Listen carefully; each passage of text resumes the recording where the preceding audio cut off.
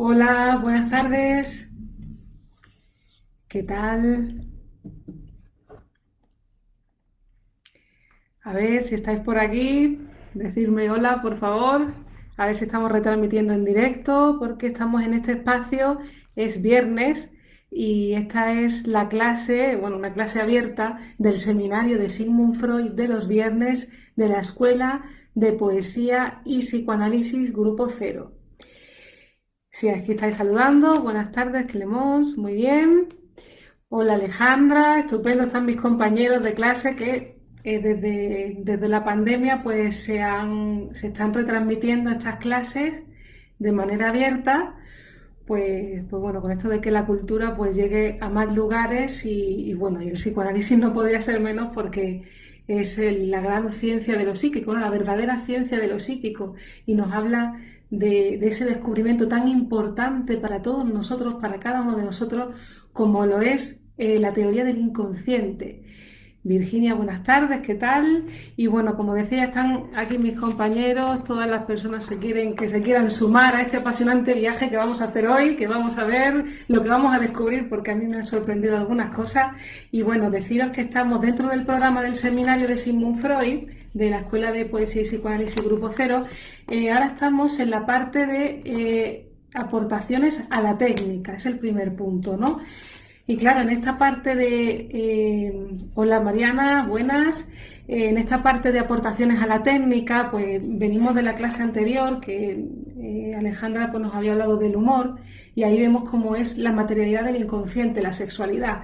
Pero claro, en esta clase también nos va a desplegar de alguna manera también cómo, porque el psicoanálisis se dedica al inconsciente, a esa sexualidad infantil reprimida. Y vamos a ver aquí cómo se va a desplegar a través de esa dinámica de la transferencia, cómo a partir de esa terapia en el psicoanálisis también se va a desplegar toda esta sexualidad infantil reprimida, cómo recordamos, cómo olvidamos, pero vamos a saber qué, porque no es exactamente lo que uno cree de un recuerdo, sino vamos a ver que vamos a repetir en acto ciertas cosas, ¿no? Y eso lo vamos a ir desplegando.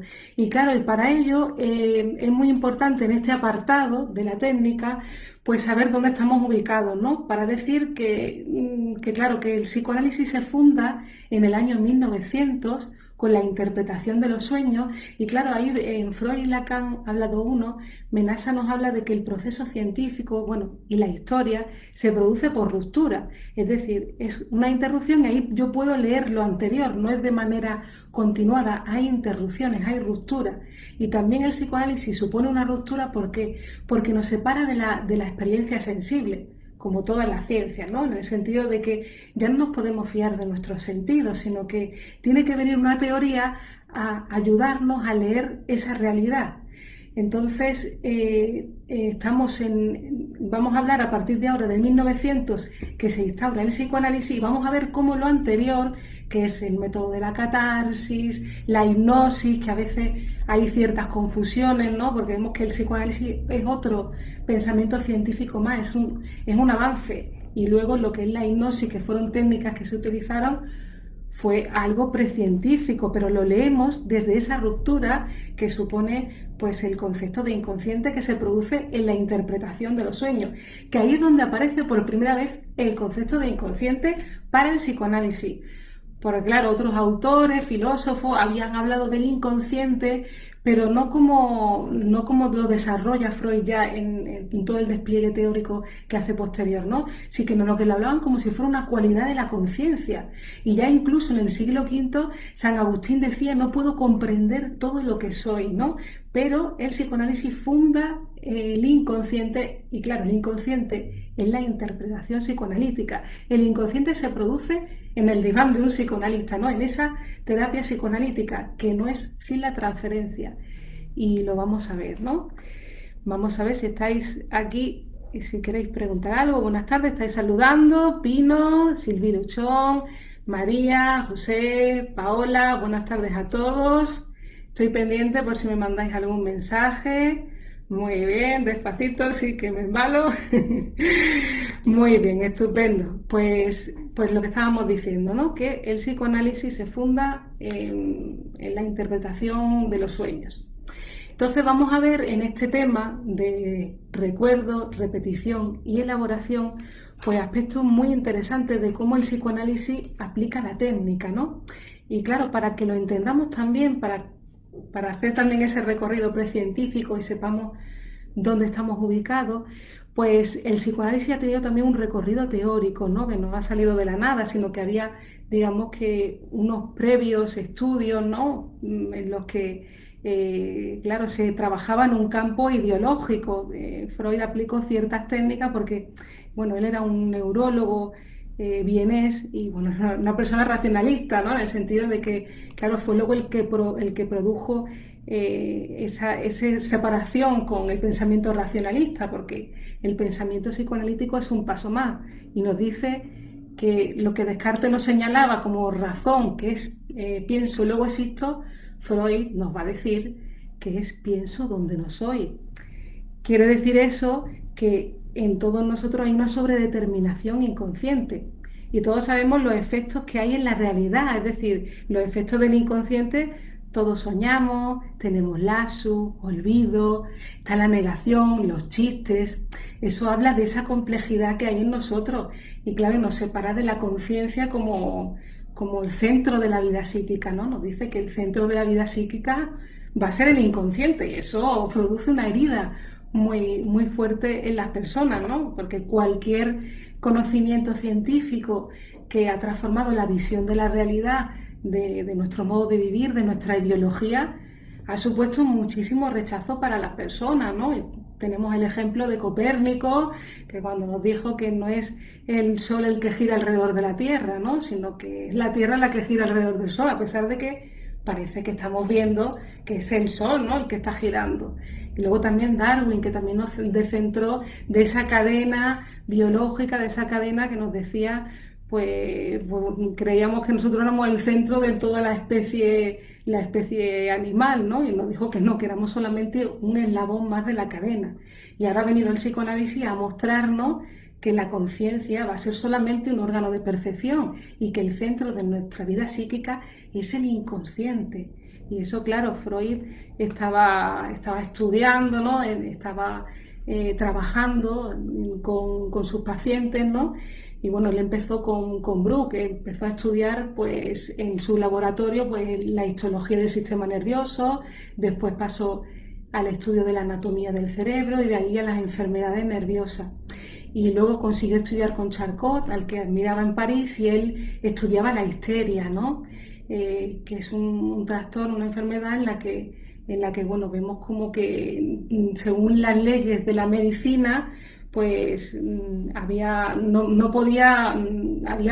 como parálisis funcionales, en el órgano había digamos que desvíos, ¿no? en esa teoría médica que nos decía que el cuerpo se regía por unas leyes biológicas, pero veía que no, que había una parálisis de unos dedos de la mano, por ejemplo, cuando no se podía corresponder a la estructura que la biología nos decía, ¿no? Que tendría que haber una parálisis completa de la parte izquierda, por ejemplo, y vemos que solamente ocurría en los dedos de una mano. Entonces incluso se le llamaba simuladora, ¿no? Porque era como que no se podía concebir que ese dolor pudiera ser psíquico. Y claro, tenía que ver con lo que Freud fue descubriendo a través de esas investigaciones.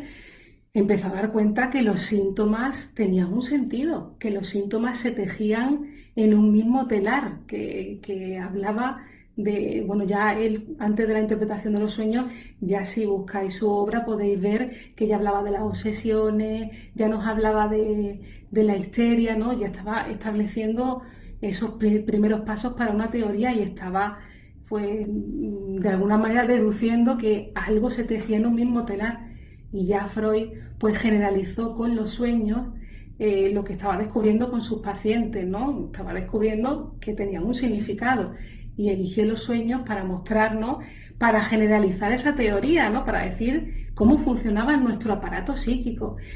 Y claro, ahí en esta cuestión, en este tema que estamos hablando, de la repetición, de la elaboración, de los recuerdos, pues ahí es importante que nombremos en ese sentido pues que él trabajaba con Brouwer, ¿no? Que era un médico vienés, ¿no? Y en el que él pues tuvo una relación profesional estrecha durante muchos años, porque Brouwer lo que creía era que, y bueno, que Freud trabajó también en ese campo, que los síntomas se debían a que había alguna experiencia, algo que le había ocurrido a la persona y que había olvidado, y que en ese momento que le ocurrió esa experiencia, pues no había, digamos que de alguna manera, hecho una descarga afectiva, ¿no? Una descarga de esa energía psíquica. Y claro, ahí empezaron a utilizar la hipnosis, que esto ya es un punto importante porque fue los comienzos precientíficos del psicoanálisis, ¿no? Que empezaron a utilizar la hipnosis. Y en la hipnosis, ¿qué ocurría? Pues a través de la hipnosis era la sugestión, ¿no? Pero ellos utilizaban también la hipnosis para hallar enlaces de algo que creían perdido, algo que creían olvidado, y que lo que querían era rescatar esa experiencia, volver como a ese pasado, y ahí en esa primera experiencia que le ocurrió los síntomas, ahí como descargar ese afecto, que ese afecto tuviera una descarga, una catarsis, ¿no? Era como un afecto por reacción. Y ahí, pues, si liberaba el afecto, pues quedaría libre, ¿no? Entonces, claro, Freud era un gran investigador, ¿no? Y no se conformó con eso, porque él empezó a descubrir, ¿no? Incluso cuenta una anécdota muy interesante, que ocurrió que después de haber logrado liberar a una paciente de ciertos dolores, ¿no? A través de, claro, que luego vamos a ver realmente por qué consiste esto, ¿no? No es realmente por esa descarga, ¿no? Cuando uno produce una descarga de ciertos afectos que estaban reprimidos, no se produce la curación, no hay una transformación en la persona, ¿no? Y entonces a él le ocurrió con una paciente que en el momento en ese momento del análisis de ese lugar terapéutico, pues ella se le echó con los brazos al cuello, ¿no? Entonces él dijo que eso no podía ser posible, que fuera por mis cualidades físicas, ¿no? Entonces empezó a dar cuenta, empezó a intuir que había un campo de fuerzas, ¿no? Y empezó a intuir lo que luego definiría como era la transferencia, ¿no? Que es un concepto teórico que te habla de esa relación de fuerza que acontece no solamente en la terapia psicoanalítica, sino en otros muchos campos de la vida, ¿no? La transferencia acontece en todas las relaciones, ¿no? Entonces, el hipnotismo sí fue muy importante para el método catártico, ¿no? que empezaron a utilizar tanto Freud como Brouwer, ¿no? Y se amplió ese campo de la conciencia del sujeto, ¿no? Porque vio que había algo que también no se podía manejar, ¿no? Y que hablaba de esos olvidos, que había lagunas en nuestro recuerdo, había cosas que no toleramos y que de alguna manera luego Freud explicó esa teoría también de la represión, ¿no? Que cuando algo no toleramos, una representación es intolerable para nosotros, ese afecto se separa de esa representación, se reprime y el afecto queda libre para, de alguna manera, pues salir a manifestarse en el exterior, pero a veces por caminos claro, que busca una satisfacción sustitutiva, y ahí pues el síntoma es una satisfacción sustitutiva de eso que se encuentra reprimido, ¿no? Entonces, él descubrió que los pacientes olvidaban pues algo que había sido terrible, doloroso, que le avergonzaba. Y claro, ahí es donde comenzó a surgir esa teoría de la represión. Y también en otro punto muy interesante, en un texto que habla sobre psicoterapia en 1905, Freud nos distingue lo que es la técnica psicoanalítica también de la hipnosis, ¿no?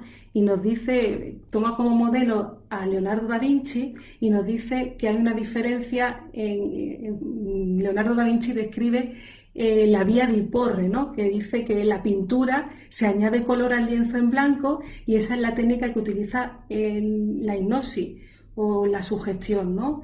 Donde no se preocupa.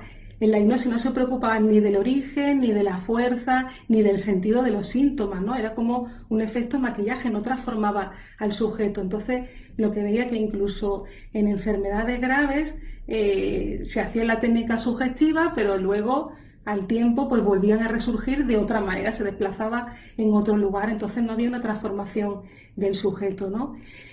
Y entonces en esta diferenciación que hace en esa vía de Porre, que es como si pintaras un lienzo en blanco y añadieras pintura, que Sara lo comparaba con la técnica de la hipnosis, está por contra la vía di levare, que es como hacer una escultura y restar material a ese bloque de piedra para que aparezca la figura. Y claro, eso es como una comparación con el psicoanálisis, ¿no? Porque el psicoanálisis lo que nos dice es que no introduce nada nuevo, sino que quita y extrae algo de las conexiones de la idea patógena que se produce, que se propone hacer desaparecer, ¿no?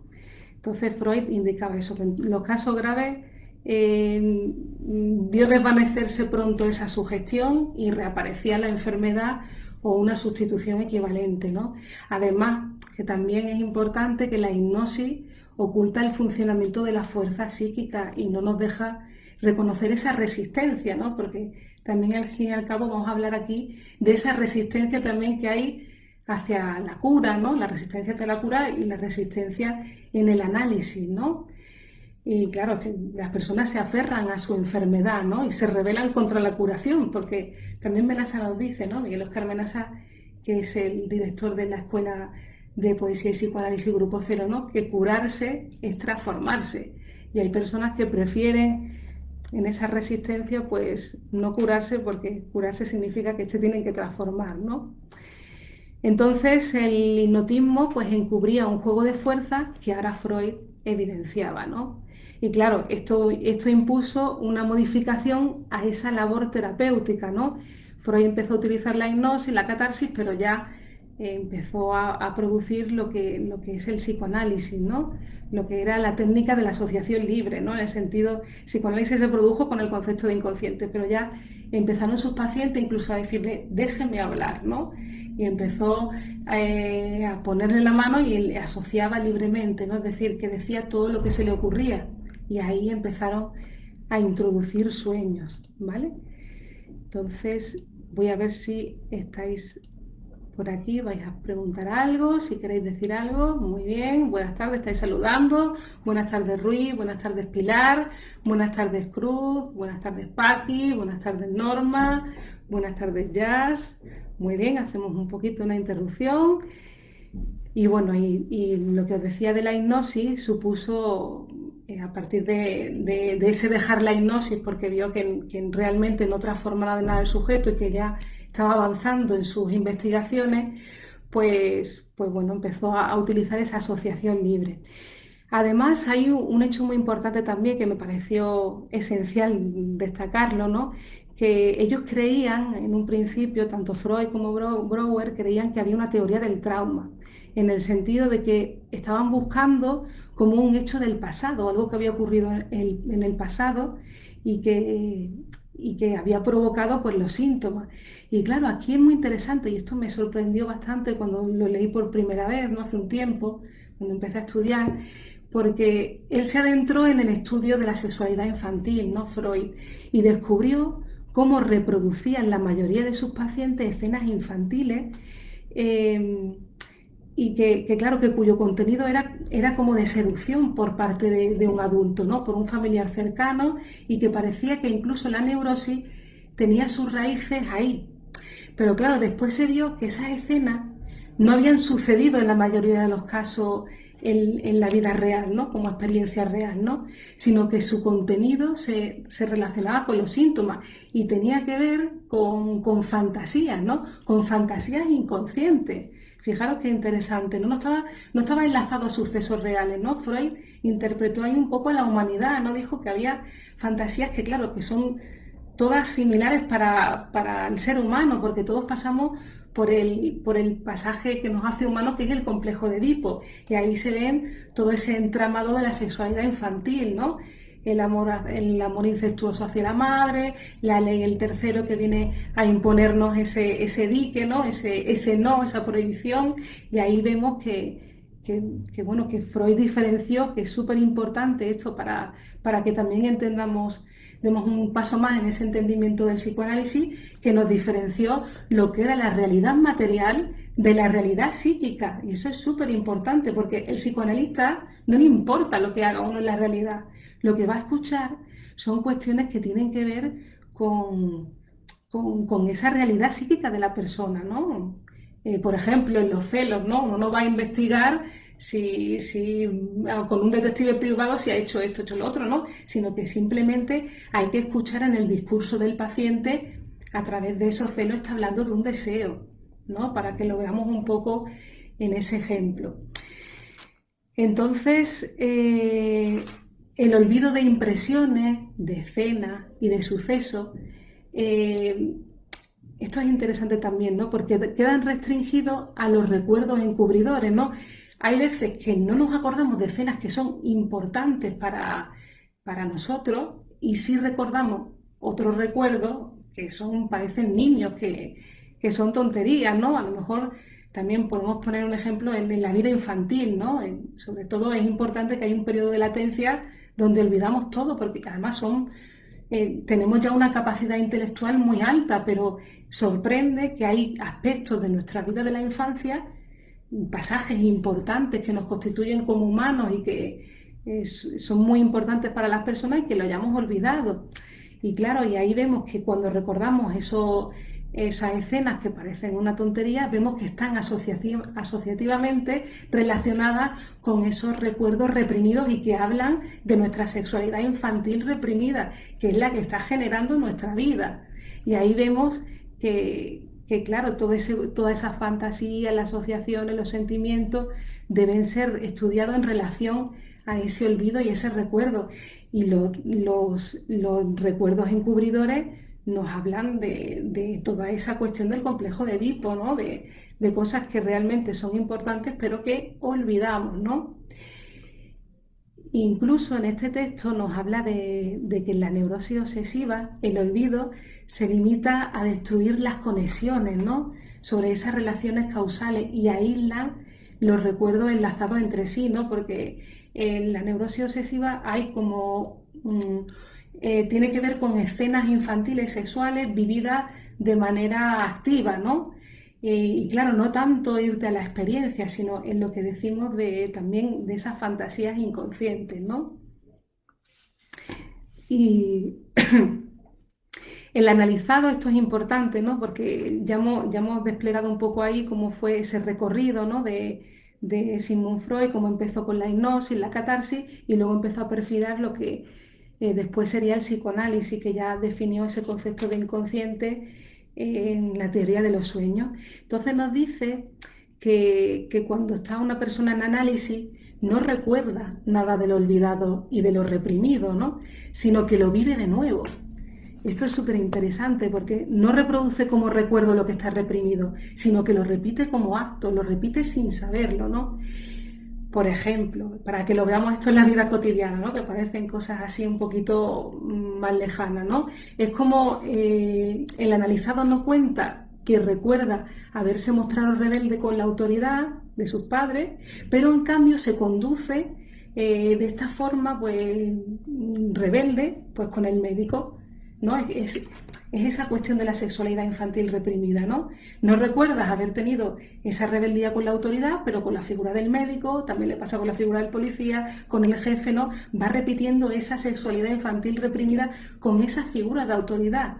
Y no es tanto por la persona, porque Freud ya lo descubrió, no es tanto por él como sus cualidades, sino por el lugar que ocupa, ¿no? Y ahí es donde se establece esa transferencia y donde se actúa eso que uno no puede recordar, ¿no? Y que forma parte de eso reprimido. Uno actúa toda esa verdad de la persona, ¿no?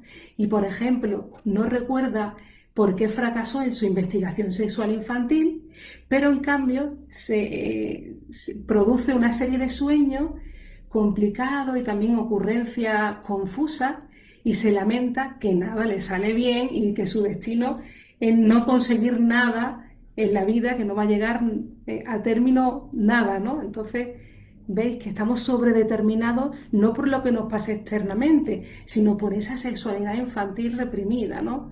No recuerda haberse avergonzado intensamente de ciertas actividades sexuales y de haber temido que los demás le descubriesen, pero ahora sabéis lo que hace en análisis. En análisis se avergüenza del tratamiento y que se encuentra sometido y procura mantenerlo en secreto.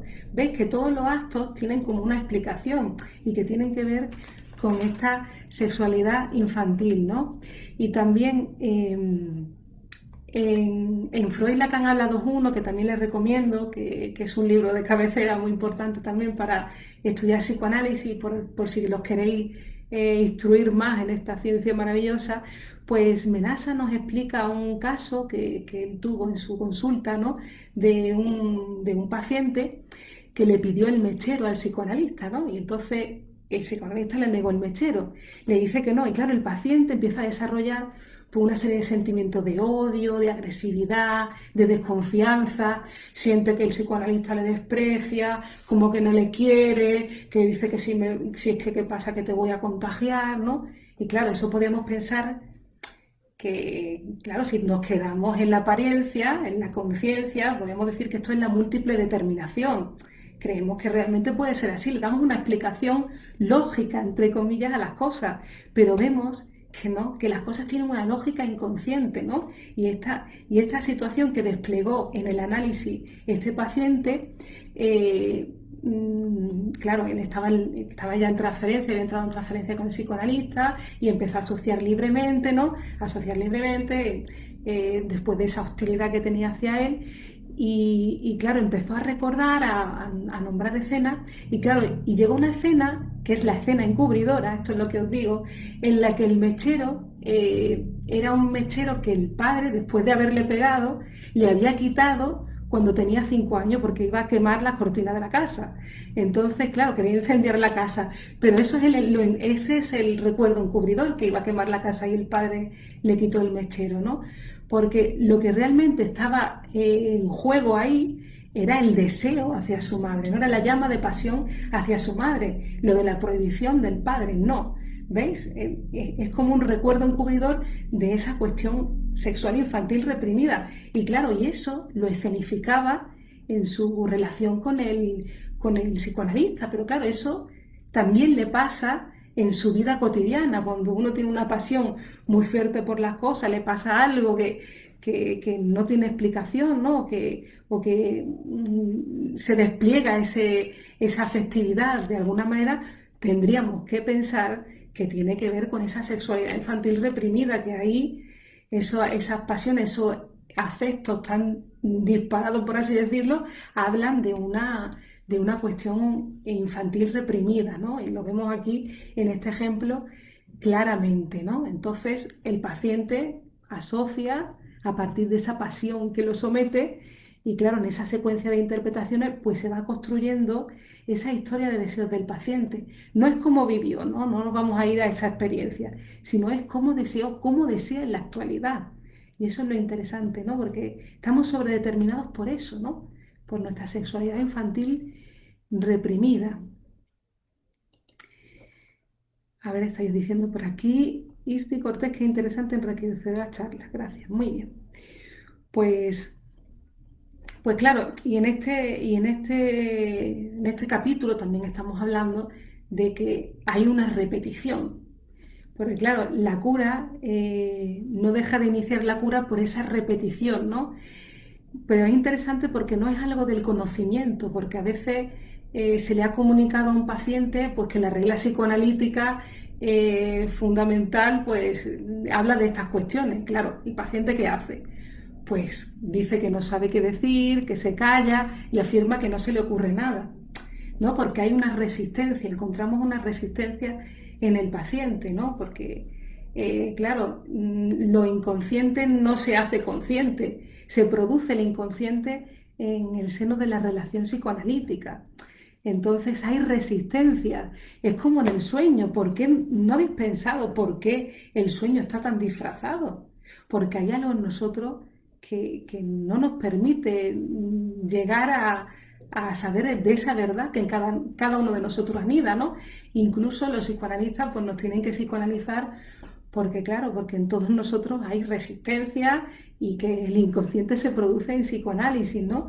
y que nunca se llega a ningún lugar, ¿no? El inconsciente se produce los efectos en nuestra realidad y tenemos que psicoanalizarnos los psicoanalistas porque necesitamos también de esa lectura, ¿no? De esa interpretación que va a estar que va a estar a raíz de una teoría, ¿no? Porque el psicoanálisis, su método es la interpretación-construcción en una técnica, la asociación libre, que hemos visto ese despliegue, ¿no? Desde que empieza Freud con la hipnosis, la catarsis, luego empieza con la asociación libre y ocurre en transferencia, ¿no? Es en un campo determinado, tiene que ser con un contrato específico con el psicoanalista, el paciente, en ese juego de fuerza que es la transferencia que se tiene que constituir, que si no, no se puede producir la interpretación, que es algo muy delicado y que requiere de dar unos pasos, ¿no? De que esa persona también esté en formación continua, en la teoría, porque no escuchas con el oído, uno va a escuchar con la teoría. Claro, y para eso, pues hay que estudiar, ¿no? Y también uno se tiene que psicoanalizar, tiene que estar en supervisión con grupos de estudio, ¿no? Porque es una escucha muy, muy especializada, ¿no? Que nadie lo va a escuchar, porque ya digo, estamos hablando de la teoría del inconsciente, que en todos nosotros hay una lógica que no es la lógica de la razón. Eso ya está desechado. Hay una lógica que es la lógica del inconsciente, ¿no? Entonces, nos interesa la relación de esa repetición que hemos dicho que ocurre en la transferencia con el psicoanalista, en la resistencia, ¿no? Y claro, la transferencia no es más que una repetición de lo pretérito en lo olvidado puesto en acto, ¿no?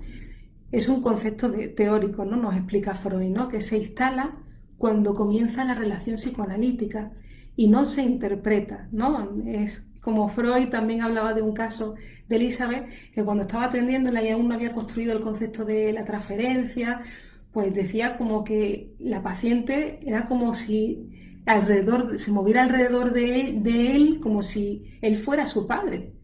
Y claro, realmente no es como si fuera su padre, es que ahí era su padre, ¿no? Y en el ejemplo del doctor Menasa con el mechero, ahí el psicoanalista no era el psicoanalista, ahí era el padre. Y claro, y ese paciente no tenía 35 años, ahí tenía 5 años. Y la paciente de Freud, ahí estaba haciendo él ese papel de padre. Entonces, la interpretación, o sea, la transferencia no se interpreta. No le vas a decir, ay, usted me está diciendo eso como si fuera su padre. No, ahí es como uno actúa en esa transferencia. Uno le responde de manera que en esa otra escena no le hubiera respondido ese padre, ¿no? Responde de otra manera, se actúa en esa transferencia, ¿no? Claro, es que no es una repetición de estructuras pasadas, como que el paciente le transfiere al psicoanalista, ¿no? Y vivimos el pasado. Es un proceso totalmente nuevo la transferencia que tiene que ver con las relaciones familiares y edípicas, ¿veis? Lo que os he dicho del mechero, ¿no? Y que está determinado en cómo va a terminar la relación con el psicoanalista, no es nada que tenga que ver con el pasado, ¿no? Es esa sexualidad infantil reprimida que se hace en acto cada vez en nuestra vida. Pero ya digo, no es solamente una cuestión de la transferencia con el psicoanalista, sino que también acontece en nuestra vida cotidiana, en el trabajo, con las relaciones, con los amigos, con la pareja. Hay algo que se pone siempre en juego ahí, esa sexualidad infantil reprimida, ¿no? Por eso Freud nos dijo que era necesario que toda la humanidad se psicoanalizara, es un derecho, porque es como un paso más en la humanidad, nos ayuda a civilizar todas esas pasiones, ¿no? Que son infantiles, ¿no? Toda la sexualidad infantil nos ayuda a civilizarla, ¿no? Y te da una lógica, ¿no? Entonces, claro, el verdadero sustrato de la influencia terapéutica se dirige hacia ese marco, hacia los procesos psíquicos, y antes de establecer la transferencia no puede haber interpretación. Esto es muy importante, ¿no? Y claro, Menasa también pone en otro libro, pone también un ejemplo de que cuando el paciente tiene una úlcera, tiene acidez estomacal, y cada vez que goza le viene como ácido y le corroe la barriga, ¿no? Pues dice que en el análisis él se va curando de su úlcera, pero con la úlcera hace un agujero en la relación psicoanalítica. Es decir, un paciente que tiene 3 sesiones a la semana, suponga, y este paciente de la úlcera, ¿no? Pues durante los 2 primeros años llega 15 minutos tarde, de manera es una cuestión simbólica, ¿no? Que produce un agujero también en ese cuerpo de la transferencia. En lugar de hacerlo fuera de la vida, en su vida cotidiana, lo hace en la transferencia con el psicoanalista. Entonces, lo que antes hacía en su vida real, lo va a repetir en esa situación con el psicoanalista, en ese concepto, ¿no? En ese marco teórico que es la transferencia con el psicoanalista, ¿no? Va a producir esa repetición ahí. Y claro, el psicoanalista tiene que esperar, dejar que se desarrolle un proceso que no puede ser ni eludido ni apresurado. Tranquilidad, ¿no? Porque claro, hay resistencia. Ese vencimiento de la resistencia se inicia, pues el psicoanalista le revela de alguna manera al analizado la existencia y la condición de esa resistencia, ¿no? Y claro, decir que puede haber una... digamos, lo estoy explicando así porque para que veamos que es un proceso muy complejo, esa atención en el psicoanálisis, ¿no? Porque hay un juego de fuerzas que, claro, si tú no tienes esa escucha a través de esa teoría, no vas a poder determinar qué está en juego ahí, qué significa, ¿no? Qué juego de fuerzas hay, sino que puede dar uno, puede caer en esa múltiple determinación, en creer que porque le pasó no sé qué o porque le he dicho no sé qué, se ha curado. Y no, tiene que ver con este juego de fuerza de la transferencia, con esos mecanismos psíquicos, ¿no? Entonces nos dice que puede haber una intensificación de esa resistencia y una complicación pareciendo que la cura está estancada cuando en realidad sigue su camino, ¿no? Cuando le comunicamos esa resistencia. Por eso hay que dejar un tiempo a que se elabore, ¿no? Y claro, hay impulsos reprimidos que incluso alimentan esa resistencia, ¿no?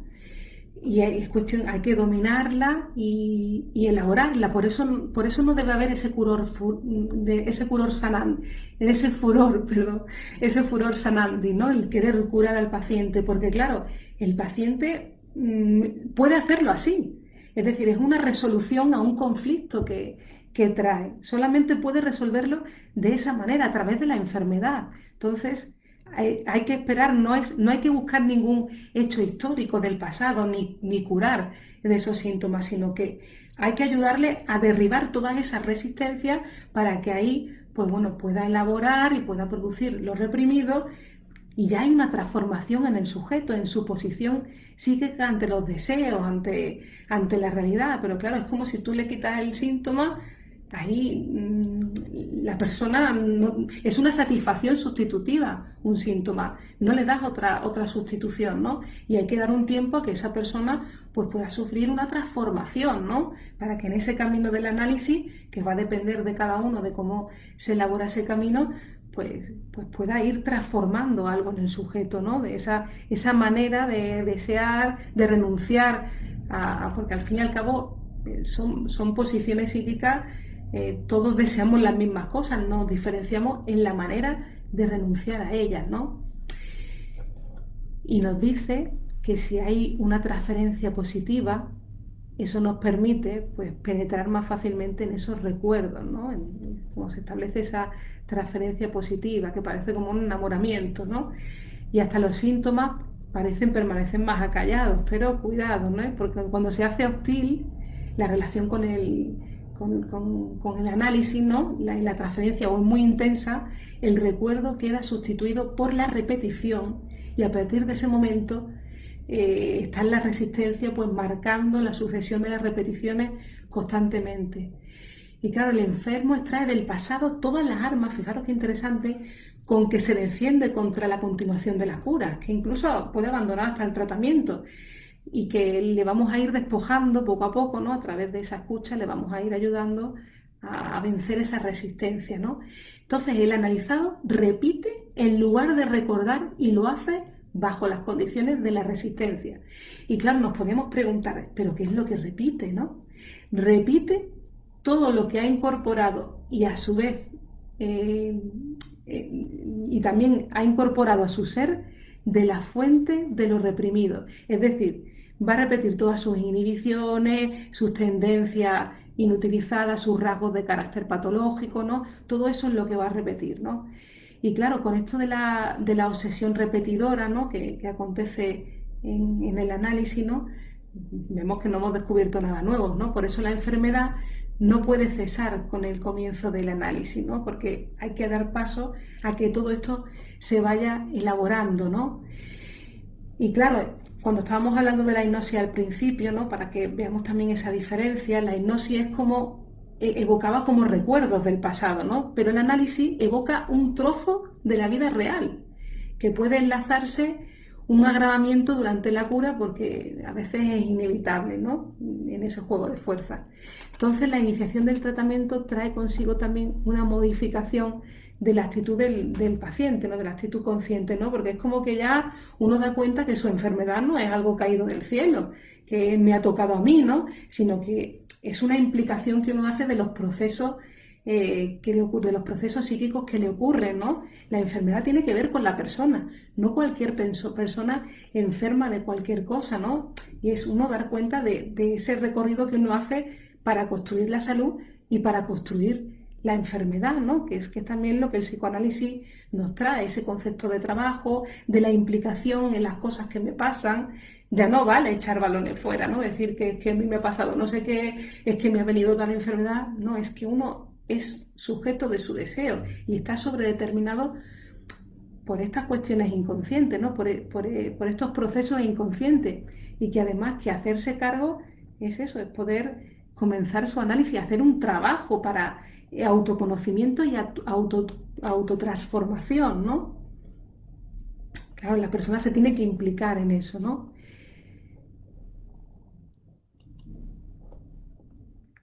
A ver, estáis diciendo por aquí, sí, el sentido inconsciente que se interpreta en psicoanálisis o que se produce por interpretación, mejor dicho. Muy bien. Entonces la cura se presenta cuando ya no hay síntomas. Los síntomas no son algo permanente. La cura se presenta cuando ya no hay síntomas. Habrá que preguntar de qué se quiere uno curar, ¿no? Porque los síntomas son una satisfacción sustitutiva. Y claro, curarse es transformarse. Claro, es que si es como decimos, ¿no? Si a veces uno desaparece esos síntomas y no hay una transformación en el sujeto, pues claro, más adelante le va a volver a pasar algo parecido, porque el sujeto no se ha transformado en nada, ¿no? Que también tiene que haber una transformación en la persona. Se pueden eliminar los síntomas, pero luego empieza el análisis, y ahí es donde uno ya transforma esas posiciones, esa manera que tiene de enfermar, porque al fin y al cabo hemos dicho que los síntomas son satisfacciones sustitutivas, y esa persona, pues, de alguna manera va encaminada a hablar de lo que le pasa a través de la enfermedad, ¿no? Es como que se posiciona en ese lugar porque no puede hacerlo de otra manera, ¿no? Y los síntomas no son algo permanente. No sé, no entiendo muy bien la pregunta, porque un síntoma, hemos dicho que es una satisfacción sustitutiva, entonces los síntomas, como los sueños, tienen un sentido después de la interpretación psicoanalítica. Entonces, no son algo permanente, no es algo del sujeto, eso también es lo que nos trae el psicoanálisis. No, una persona no viene enferma, la enfermedad se construye y la salud también. Y claro, eso también es lo que produjo un cambio también radical en la manera de pensar el sujeto psíquico, de pensar la humanidad, de pensar los procesos de enfermar, de curación, de las patologías psíquicas, ¿no? Porque antes del psicoanálisis incluso veíamos cómo digamos, los centros psiquiátricos estaban llenos de personas que padecían de neurosis obsesiva. Y claro, Freud nos abrió un campo inmenso porque nos mostró que las enfermedades no era una cuestión orgánica, ¿no? Sino que formaba parte, o sea, había como una diferencia en el mecanismo psíquico. Había una capacidad, digamos, un mecanismo más aumentado de lo normal, ¿no? En esa persona, que no había falla a nivel orgánica.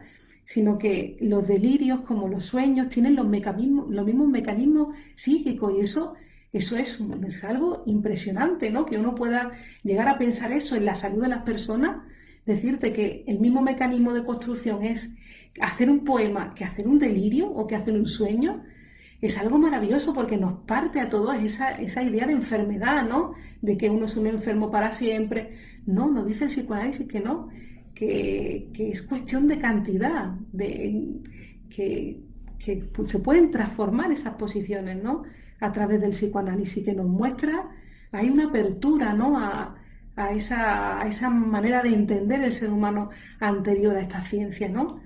Y nos explica eso, que hay un sentido en los trastornos nerviosos, ¿no? Tienen un significado además que es maravilloso porque si leéis la interpretación de los sueños, es magnífico porque nos dice claro, que el primer paso para entender las patologías neuróticas también es leer la interpretación de los sueños porque ahí te explica cuáles son los mecanismos psíquicos, cómo se despliegan en nosotros, ¿no?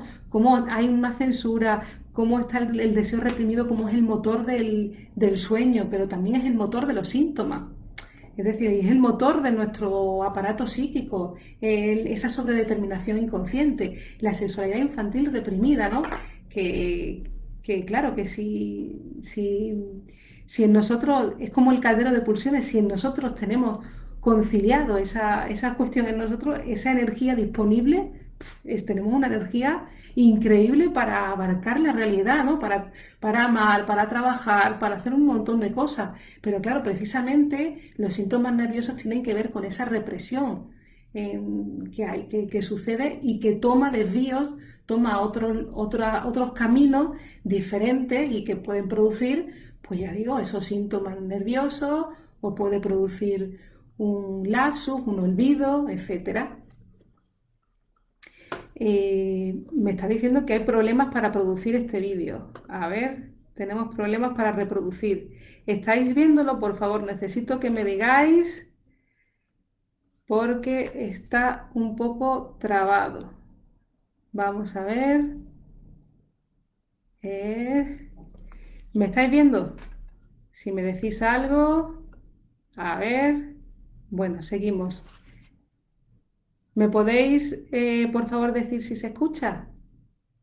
Es que no sé si se ha parado. Vamos a preguntar, vamos a hacer un pequeño paréntesis. Ah, vale, todo bien. Es que lo veo todo negro. Bueno, estupendo, pues seguimos. Entonces, preparamos esa reconciliación de la persona con lo reprimido, que se manifiesta en los síntomas, y concedemos a la enfermedad por un cierto margen de tolerancia, por lo que decíamos, ¿no? Porque es una transformación de la persona. Entonces, podemos, incluso le podemos decir a la persona, al paciente, ¿no?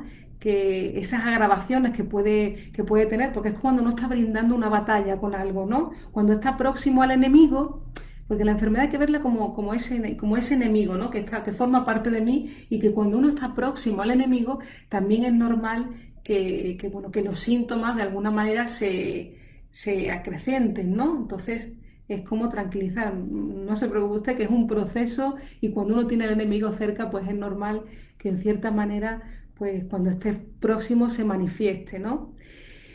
Y claro, dice que también la resistencia que aparece ante esa cura, pues puede aprovechar y ahí intentar abusar de esa tolerancia que se le concede a la enfermedad y parece decirnos el paciente, ¿no? Mira lo que sucede cuando me veo forzado a ocuparme de estas cosas. ¿Ves cómo estaba en lo cierto abandonándolas a la represión, ¿no? Y claro, otro peligro también interesante es que lleguen a reproducir impulsos instintivos nuevos situados en capas anteriores, ¿no? Veis que es un proceso muy complejo, ¿no? Y claro, la táctica del médico de alguna manera es la evocación del recuerdo, la reproducción en el terreno psíquico, ¿no? Entonces hay una lucha en el paciente de mantener en el terreno psíquico todos los impulsos que quisiera derivarlo hacia el acto, ¿no? Y claro, sería un gran triunfo conseguir derivar por medio del recuerdo algo que tendría que derivar también a través del acto. El tratamiento consigue impedir que el paciente que el paciente pues repita en esos actos de repetición, ¿no? Que evita que haya una repetición en esos actos y que utiliza ese estado como materia, ¿no? Para la labor terapéutica, ¿no? Esa repetición que hace el paciente en ese proceso de enfermar la transferencia, ¿no? Ya no está enfermo en el exterior, pero hay un proceso de enfermar la transferencia, ¿no? Y como ejemplo de esto, también es interesante pues que nos pone el ejemplo de un acto de repetición en el que había una señora que acudió porque su marido pues abandonaba, le daban como una impetuosa salida de querer dejar al marido, de dejar la casa, ¿no? Y le ocurría en su vida cotidiana. Entonces le pasó que, que lo que es en el tratamiento psicoanalítico, pues parecía que estaba muy contenta, que estaba motivada con la terapia, ¿no? Estaba ahí en análisis, analizando, y claro, al iniciar el tratamiento se mostraba esa transferencia positiva, ¿no? Pero de un modo muy rápido, dice que la paciente abandonó también su tratamiento antes de poder decirle pues ninguna indicación, ¿no? Veis que también ha repetido en el acto de la transferencia, también ha repetido eso que traía, que le pasaba en su vida cotidiana, ¿no? Que era que le dejaba al marido de repente, dejaba la casa, le venía como una nubilación y lo dejaba todo. Y aquí en el tratamiento psicoanalítico también le pasó, ¿no? Que empezó el tratamiento y lo dejó, ¿no? Que ahí en el acto repite lo que le pasa en su vida cotidiana, ¿no? Y claro, la mejor manera de refrenar esa compulsión a la repetición del enfermo es convertirla en un motivo de recordar. Es como el manejo que se hace de esa transferencia, ¿no? Y hay que dejarla actuar y, y claro, y hasta hacerla inofensiva e inútil, ¿no? La transferencia es un campo donde se puede desarrollar con libertad casi completa y en el que se cumplirá la función de hacer surgir ante nuestro ojo todos esos instintos patógenos ocultos, ¿no? Y claro, se les da a los síntomas una nueva significación basada en la transferencia y se sustituye esa neurosis vulgar que trae por la neurosis de transferencia. Ahí ya se puede actuar en ese campo, ¿no? Ese arte en esa escucha psicoanalítica de manejar, bueno, que no es manejar, ¿no? Que uno se deja llevar por esa situación, ¿no? Que es inconsciente, la interpretación es inconsciente, ¿no? Y en esa escucha psicoanalítica, en ese proceso teórico, pues uno puede, pues de alguna manera, pues investigar en esa transferencia, en ese campo de lo psíquico en el que aparece esa repetición de lo reprimido en acto, ¿no? Por eso la importancia de este texto, porque nos muestra esa técnica psicoanalítica que nos va a mostrar pues cómo se actúa en ese campo de fuerzas de la terapia, ¿no? Y cómo ha habido ese sucesivo paso desde la catarsis hasta la hipnosis, hasta lo que luego se ha constituido como el psicoanálisis, ¿no? Que es en esa escucha psicoanalítica, ¿no? En que produce el inconsciente de cada persona. Vale, pues si queréis, se escucha, se ve, vale, se ve estupendo, muy bien. Pues hasta ahora casi hemos llegado a la hora y bueno, si queréis comentar algo, preguntar algo de este texto, de aportaciones a la técnica, recuerdo, repetición y elaboración. Bueno, recordaros que estamos en el seminario de Sigmund Freud de los viernes, yo estoy también en el seminario de Sigmund Freud y nos toca a cada uno, a todos los alumnos de este seminario, pues dar cada viernes pues una clase abierta, ¿no? Por esto de la pandemia. Y bueno, deciros que si queréis estudiar psicoanálisis, que os lo recomiendo porque es una ciencia apasionante, cada vez descubres algo nuevo y cada vez uno es diferente, cada vez que haces esas lecturas, ¿no?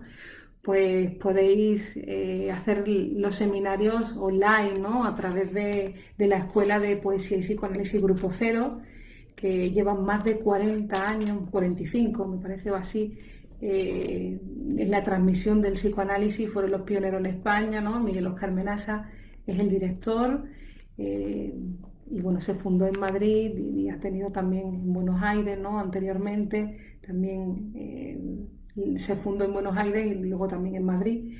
Y bueno, y hay una proliferación de estudiantes y de psicoanalistas porque es una ciencia muy importante para el ser humano bueno, que viene a mostrarnos que el inconsciente es algo principal para entender la lógica inconsciente, la teoría del inconsciente, para explicar ciertos sucesos psíquicos que acontecen, ¿no? Para ayudarnos a vivir mejor y producir pues toda esa humanidad, ¿no? Que también es importante, ¿no? Ese paso de ese ser primitivo, de ese niño, a ese ser humano, de ese amor social, de producir más allá de uno mismo, ¿no?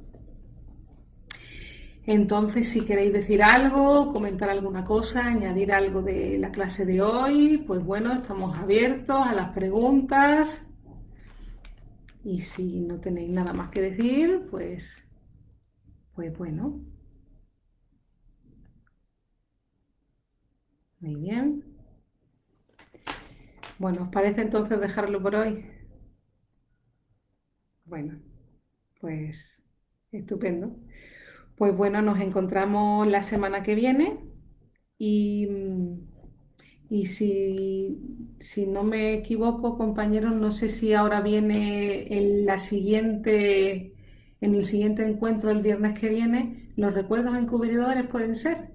Si me lo escribís, please, pues sería estupendo que son todos los viernes a las 7 de la tarde, hora española. Y me parece que la siguiente clase son los recuerdos encubridores. ¿O no? Porque estoy aquí en el programa de Sigmund Freud. A ver, la energía que viene del centro. Bravo, bravo, Laura. La energía que viene del centro. La energía es entre otros, las pasiones es entre otros. Muy bien, muchas gracias, estupendo. Bueno, pues si queréis, si tenéis, los recuerdos descubridores, aquí Rui me lo está comentando. Uy, pues este tema es muy apasionante también, así que os lo recomiendo que estéis aquí viendo los recuerdos encubridores la semana que viene, porque yo he dado unas pequeñas pistas, pero la semana que viene voy a enterar de un montón de cosas muy interesantes que también me sorprendieron la primera vez que las escuché. Muy bien, estupendo. Pues gracias por estar, gracias compañeros, gracias a las personas que estáis escuchando y bueno, nos vemos la siguiente. Chao.